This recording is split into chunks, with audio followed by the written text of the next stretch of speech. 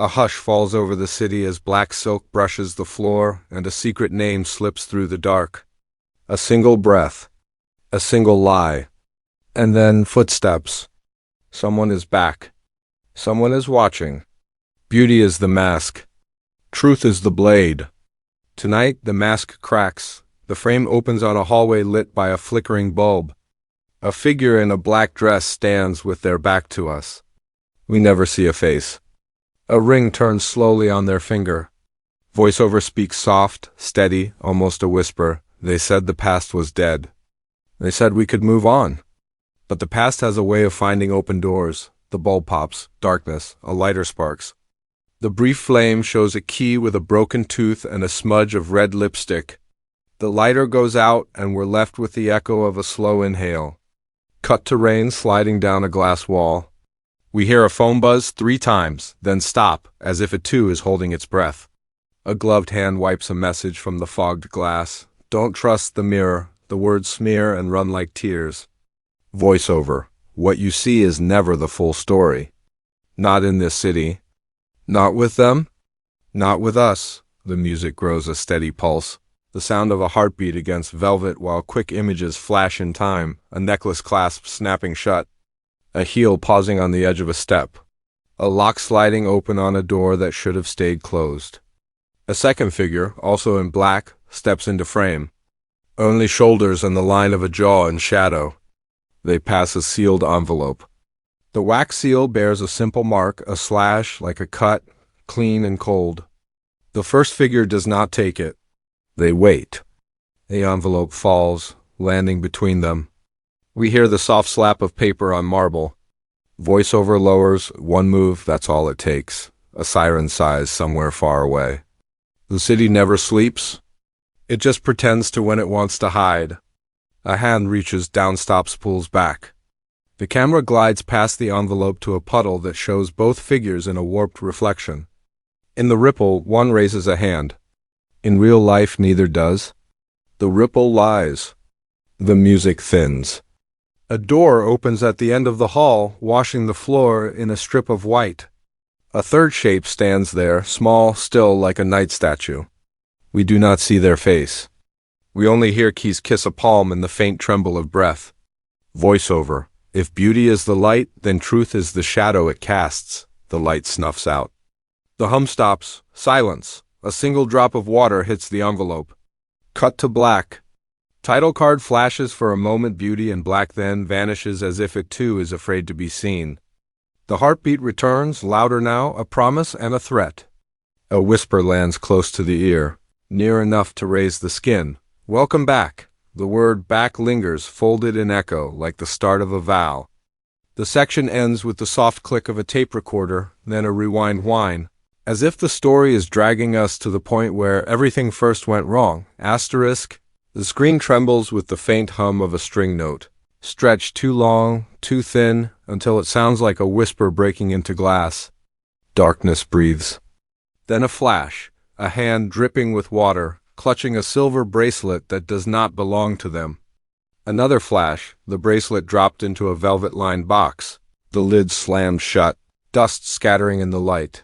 The camera glides into a dim parlor where shadows stretch longer than walls should allow. A single candle burns, its flame tilting as if listening. We see no faces, only fragments, shoes polished black, a wrist with an old scar, a mouth hidden behind the rim of a glass. The glass tips, wine spilling like blood across a white tablecloth. Silence. Then, in a voice that sounds like it comes from behind the candle, low and steady, the secret you keep is never yours. It belongs to whoever hears it first. The candle extinguishes without a touch. Music builds piano, notes climbing uneven stairs. Each beat comes with a new image, a cracked phone screen glowing with a hidden message. I saw you. I know, a shadow slipping behind curtains as another figure enters the room too late. A letter half burned in a sink, the edges curling. The words you will regret surviving the flame. A typewriter begins to hammer in the background, though no one is seen writing. Each strike of the key pulls us closer to panic. A figure pulls a drawer open. Inside, photographs with corners bent and eyes scratched out. The scratched-out eyes seem to stare harder than if they were whole. Voiceover returns. Layered over the sound of the typewriter, every bond hides a crack. Every smile hides a lie. And when the truth comes forward, it cuts deeper than any blade. The tempo rises. Rain lashes against glass. A door slams. Footsteps echo on marble stairs. Two silhouettes cross paths, neither stopping, neither speaking, but both turning their heads once the other passes. They do not see faces, only shadows, only outlines, but suspicion hangs heavier than words. The scene shifts to a mirror, tall and cracked. A faceless figure stands before it. They reach toward their reflection, but the mirror shows not them, but someone else, someone in the same black dress, the same ring, the same stillness. The reflection tilts its head when the real figure does not. The glass hums as if alive. Then a whisper, almost swallowed by the storm outside. Not everything you hide stays buried. Suddenly, sharp cuts, a lock snapping under pressure. A key turning in the wrong door. A silhouette clutching their chest as if stabbed, though no blade is visible. A page torn violently from a diary. Words blurred by a wet thumb. The heartbeat from section 1 returns, faster now, uneven. The screen flickers with quick montages, an open suitcase half packed, a candle knocked to the floor, a window wide open, though the storm rages. The voiceover deepens. Secrets are not safe. They move. They breathe. And once they surface, betrayal is only a step behind. The typewriter halts. Silence slams down like a stone. The storm fades. We are back in the parlor. The wine stain remains, darker now. The velvet box is gone. The candle is lit again, but smaller, weaker. A single figure stands in the doorway, their shape outlined in white light. They do not move. They do not speak. But the sound of their breath fills the room, heavy, a warning. The screen tilts into black. Text drifts across slowly like smoke. The truth waits. But not for long. Sound, a gun cocking, then clicking empty. A second later, a whisper, as if spoken through teeth. Who will fall first?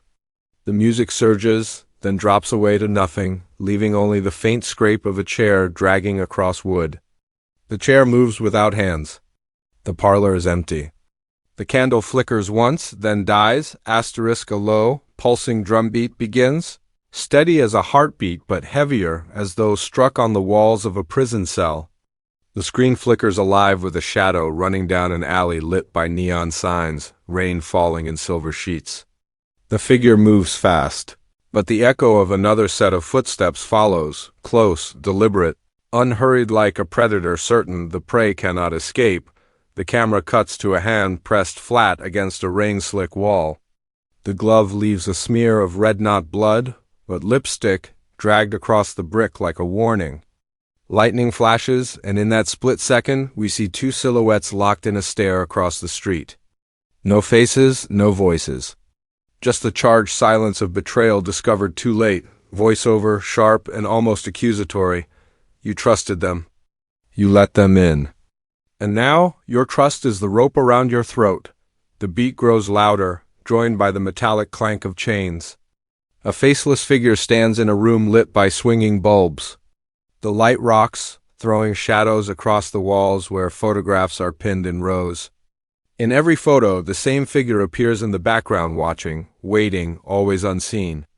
Betrayal has a face, but we are never allowed to see it. The figure rips a photo from the wall, crumples it in their hand, and drops it. As it falls, the sound slows, the crumple echoing as if amplified in a vast cave. The camera follows the paper down until it lands on a black floor. Suddenly, a boot slams onto it, grinding it into dust. The screen flashes with images, a locked safe pried open, jewels and letters scattered across the ground. A hand clasping another in trust, only to let go at the edge of a staircase. A knife glinting in candlelight, but never piercing flesh because sometimes betrayal cuts without steel.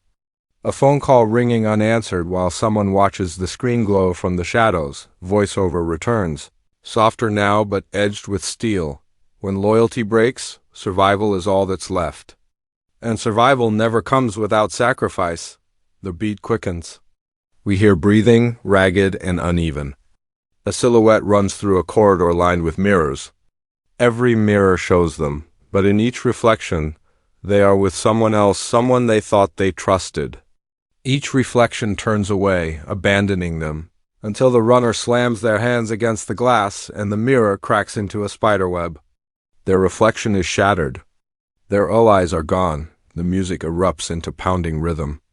We cut between scenes at lightning speed, a faceless figure gripping a gun, the barrel trembling. Another figure holding a lighter above a stack of letters, deciding whether to burn the past or let it burn them. A car door slamming, headlights blinding the screen before cutting to black. A mouth whispering something against someone's ear, but the sound is muted, forcing us to wonder, threat or plea. The voiceover rises, urgent, shaking with suppressed fury. Every choice now is war. Every step is survival. And survival demands blood. The pounding rhythm suddenly stops. We are left with silence, broken only by a slow inhale. The scene shifts to a room with a single chair. Someone sits in the chair, their head bowed, their hands bound. Another figure stands behind, faceless, motionless. We hear the scrape of a blade being drawn, not shown, only heard. The bound figure lifts their head, just enough for us to see the curve of their jawline. They whisper one word, "Why?" But the question is swallowed in darkness before it is answered. The camera cuts to a dripping faucet. Drop by drop, it echoes like a clock counting down. Betrayal has already happened. The choices are already made. All that remains is survival, final whisper of the section, stretched into the silence. When trust dies, only the ruthless lev, the faucet stops. The screen cuts to black. The drumbeat returns once, twice, then vanishes, leaving the viewer suspended in the aftermath of treachery. The world doesn't open with light, it opens with sound.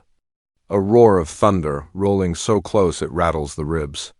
Darkness stretches long, then flash, a figure running through rain, black fabric clinging like a second skin. We don't see the face. We never do. But the urgency in their steps tells us something is coming, and it cannot be stopped. The screen flickers like an old film reel. Quick bursts of images, a door slamming hard enough to splinter the frame.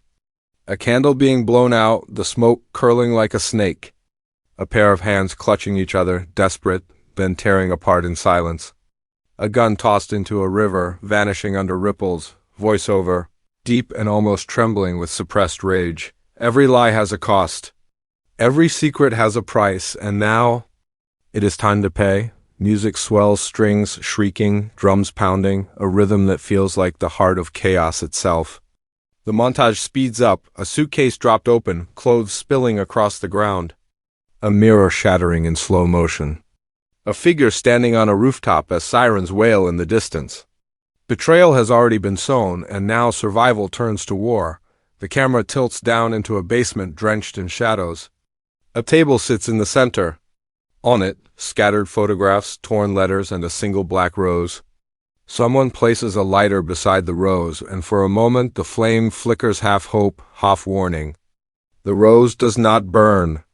It waits, then a scream echoes. We don't see the mouth it comes from, only the ripple of glass in a window shaking from the force of it. Silence cuts in after, harsher than the scream itself. Voiceover returns, soft now, almost like a prayer. In this storm there are no saviors, only survivors. And survival is not mercy, it is war. The screen fractures into chaos. Two figures fighting in shadows, movements sharp and brutal, the sound of breath louder than any punch. A car racing down a wet street, headlights slashing through the storm. A letter dropped into fire, curling into ash, while unseen eyes watch from the darkness. A figure holding a key in one hand and a knife in the other. Frozen between escape and vengeance, the music crashes, then drops to a single note of violin string pulled so tight it sounds ready to snap. A silhouette steps forward into a white spotlight, faceless, their shadow stretching across the floor like a monster. They raise their hand, pointing to the audience, though no words follow. The silence speaks louder than anything else. The danger is not on the screen. The danger is watching us. Suddenly, the violin string breaks. The sound shatters into fragments. The montage explodes again, a phone ringing endlessly, never answered. A body collapsing into a pool of water. A black dress caught on barbed wire, fabric tearing. Eyes finally, eyes shown for 1 second only, wide with fear. Then gone. The voiceover sharpens to a blade. This season, beauty is no shield. It is the lure. And every step closer draws blood. Rain crashes harder. Thunder swallows the sound. The final images come fast, almost too fast to follow, a staircase spiraling down into nothing. A hand clawing at glass. A match struck in the dark. A figure running, falling, screaming, but the scream cuts short, then silence. Black screen, a single whisper. Close to the ear, only the strongest will survive. The title bursts across the darkness. Bold and unforgiving. Beauty in Black, Season 2, Part 2, coming soon. The last sound is not music, not thunder, but the faint scrape of a chair moving slowly across wood, an unseen presence shifting, preparing, waiting, and then nothing.